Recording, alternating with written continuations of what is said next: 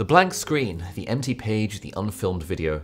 Whenever we sit down to start writing or creating anything, we're often paralyzed by a force stopping us from starting, stopping us from typing that first word, writing that first page, or filming that first video. Now, the most common question I get asked on the internet is, Ali, how are you so cool? But the second most common question is, Ali, how do you beat procrastination? And the answer is in this book, The War of Art by Steven Pressfield. He says that most of us have two lives, the life we live and the unlived life within us, and between the two is this thing called the resistance, and that is the secret to overcoming procrastination. And this is actually a surprisingly life-changing insight, and I first read this in 2017, and it actually completely changed the way that I approach life and meaningful productivity, and it kind of helped me stop being a chronic procrastinator. And so in this video, we're going to talk about 3 key points from the book that have helped me personally beat procrastination, and hopefully they can help do the same for you. Point number 1, know thy enemy. So the first question we need to address is, what is resistance? Resistance is the negative force that's actively working against us to stop us from doing the things we want to do.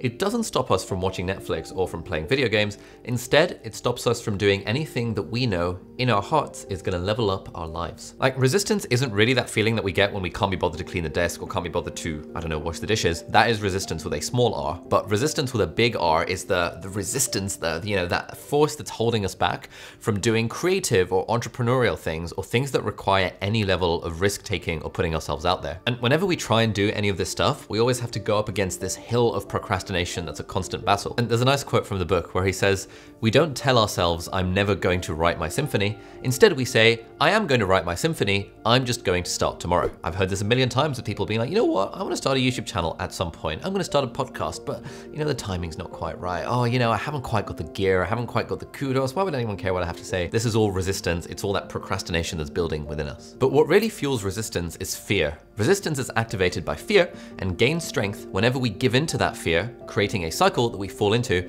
and which leads to resistance becoming even stronger as our fear becomes even greater. But as he says in the book, fear is actually a very good thing, because when we feel scared about doing something, it usually means we should just do the thing. He writes, remember one rule of thumb: the more scared we are of a work or calling, the more sure we can be that we have to do it. And in a way, resistance is that compass that points towards the thing in our life that's actually most important for us to do.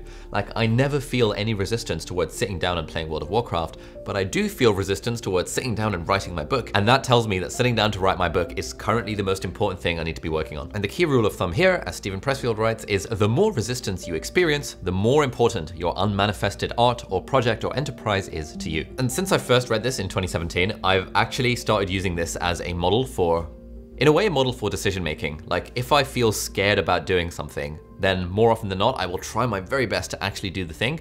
And so far in my life, I have never regretted doing something that I'm scared of, but I've always regretted not doing something that I was scared of. So now that we've done step 1, which is know our enemy, and we've defined resistance and figured out what it actually is, it's that source that makes us procrastinate, we need to figure out some ways of dealing with it. And the first one is key point number 2 in this video, which is become a professional. In the book, Pressfield introduces the idea of the professional versus the amateur.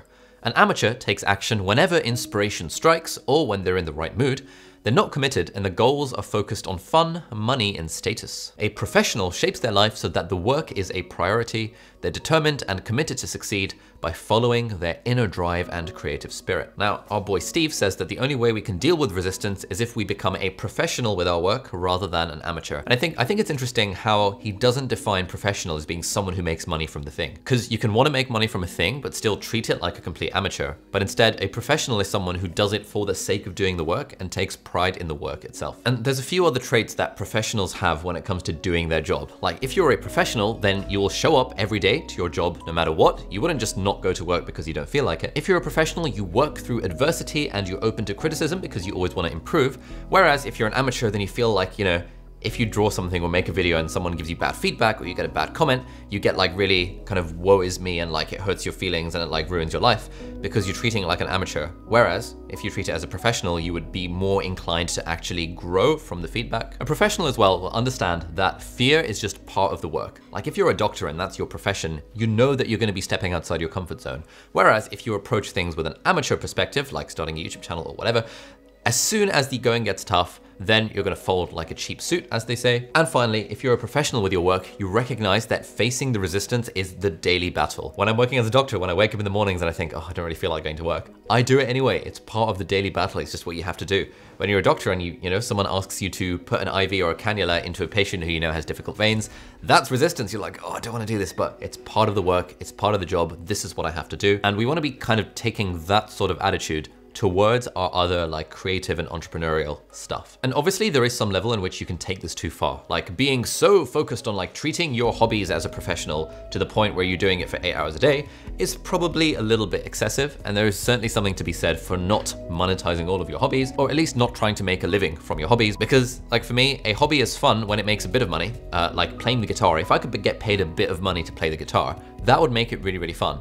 But if I was reliant on playing the guitar for earning a living, I'd be starving on the street, and it would also make playing the guitar a lot less fun. So treating our creative and entrepreneurial stuff as a professional doesn't mean it takes over our life. It just means that we're approaching it with a bit more of a professional mindset, rather than the mindset of, oh, I'll do my thing whenever I feel like it, because that doesn't really work if you're treating something like a pro. Key point number 3 is we need to banish the ego. Now, he said that once we've become a professional, the next thing we need to do is recognize the ongoing battle between the self and the ego. And the way I see this is that our ego is more focused on external events and how other people see us, whereas the self is this inner calm that we have, which is about the way that we see ourselves. When we're led by our ego, our main priority is to maintain the status of the I in the world, and we're just focused on how external events affect us, and everything is very superficial and surface level. Then we've got the self, which is made up of the individual and collective unconscious areas of our minds, which includes our dreams, intuition, visions, and aspirations. It encompasses the deepest form of who we are, and when we sit down to create, we're attempting to channel the self, because it's through the self that we can beat resistance. Now, some of this stuff is a little bit woo-woo for my liking, like Pressfield goes on about like how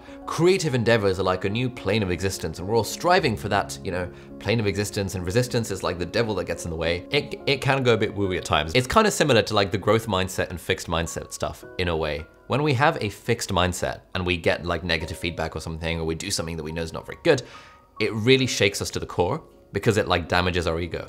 Whereas when we have a growth mindset to something, we recognize that if we fail at something, it's just part of the process of improving over time. And another way that I think of this is when it comes to goal setting. So I found that for me, I get a lot more resistance, i.e. procrastination, when I've got goals that are based on outcomes that are outside of my control. So for example, if I'm making YouTube videos, which is an easy example, one way of thinking about my goals for YouTube is to think about, okay, I want this video to get this many views, or I want to hit this many subscribers by the end of the year. That's a very outcome goal, and it's very outside of my control. The only thing in my control is making the videos, but if I have a goal that I want this video to be really good, then that's when the perfectionism takes hold. That's when I feel the resistance. That's when I procrastinate so much to the point that I don't even make the video. And I've seen this basically with every student who's been through my part-time YouTuber Academy. Anyone who's doing YouTube or starting YouTube or getting better at YouTube or taking it seriously, if you start thinking that this video needs to be good, as defined by what other people think of it, it makes it really hard to actually make the video. Whereas what I prefer is to have most of my goals being input goals, i.e. they're entirely within my control. They're entirely based on inputs that I control. So I'm gonna make 2 videos a week for the rest of my life is an input goal. It's something that's broadly within my control. I'm gonna write the best book that I can, and a book that I'm happy with is an input goal. It's a goal within my control. Whereas I'm gonna write a book and I want it to hit the New York Times bestseller list, which is what I've been thinking about recently, that's very much an output goal and is broadly outside of my control.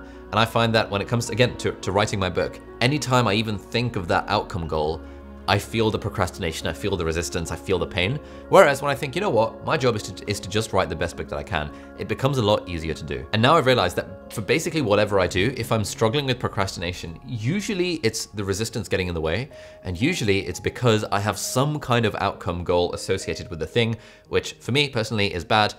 It works for some people, but I don't personally like them. Now, we've talked about 3 ways of beating procrastination. Number 1, name the enemy, i.e. the resistance. Number 2, become a professional. And number 3, banish the ego. There's a lot more really good stuff about this in the book, The War of Art, which as you can see is quite small. It doesn't take very long to read. And in fact, it only takes 2 hours to listen to, or 1 hour if you're going at double speed like I do. And you can do that on Audible, who are very kindly sponsoring this video. Now, whenever Audible sponsor my videos, I always need to pinch myself because basically beyond any other brand I work with, it is the dream one because I've been evangelizing Audible to all of my friends and anyone who listened to me for the last, I don't know, God knows how long. even when I didn't have this YouTube channel and when they weren't sponsoring my videos. And in fact, it's one of the nicest feelings in the world when one of my friends signs up for Audible and starts getting into audiobooks and tells me, oh my God, I signed up to Audible because of your recommendation, and now I'm reading the Mistborn series and my mind is blown because it's just so good. So if you want to learn more about beating procrastination, then definitely check out the War of Art audiobook. But if you're looking for fiction recommendations, which is what I personally prefer to listen to most of the time on Audible, I would 1000% recommend the Mistborn series by Brandon Sanderson. This series is narrated by a guy called Michael Kramer, who is like the best narrator in the world, in my opinion. And he's narrated the Mistborn series and the Stormlight Archive and the Wheel of Time. And these are like amazing fantasy books that I've been listening to on Audible since like 2017. And I've basically had Michael Kramer's voice in my head at all times. So if you're new to the world of audiobooks, 100% I'd recommend the Mistborn series by Brandon Sanderson. The first book of that is The Final Empire.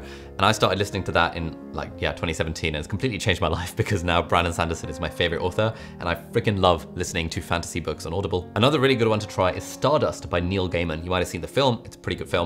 But the book is even better, and it's a really nice love story, and it's just like narrated very well by Neil Gaiman himself. To get started with a totally free 30-day trial in which you can get one free audiobook to listen to, please head over to audible.com/Ali Abdaal, and then you can sign up for your 30-day trial, get your free audiobook. I'd recommend The Final Empire by Brandon Sanderson, or Stardust by Neil Gaiman if you want to go fiction, or The War of Art if you like the topic in this video and you want to learn more about how to beat the resistance. And honestly, of the 100+ apps that I subscribe to, I always say, even when they're not sponsoring my videos, I always say that Audible is the single subscription that I would hold on to above all else. I would even cancel my Netflix subscription and my World of Warcraft subscription if I had to, in order to just subscribe to Audible as the only thing, because the amount of value it's added to my life in terms of how little I pay for it each month is just absolutely astronomical, and probably the most cost-effective thing that I own in my life. So if that sounds up your street and you want to get into the world of audiobooks and join me on this journey of listening to audiobooks forever, then head over to audible.com/Ali Abdaal to get your 30-day free trial and a free audiobook. Anyway, I want to end with a quote from the book where he says,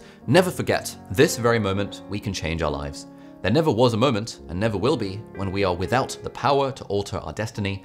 This second, we can turn the tables on resistance." Now, this book had a pretty profound effect on my life and my creative and entrepreneurial journey. And if you like this video and you want to check out my thoughts on more books that have really impacted my life, then check out this short playlist over here. The first video in it is about 3 books that changed my life, and then we've got a few other very short videos summarizing some of the other books that I loved and have really helped me in life. So thank you so much for watching. Do hit that subscribe button if you aren't already, and I will see you next time. Good night.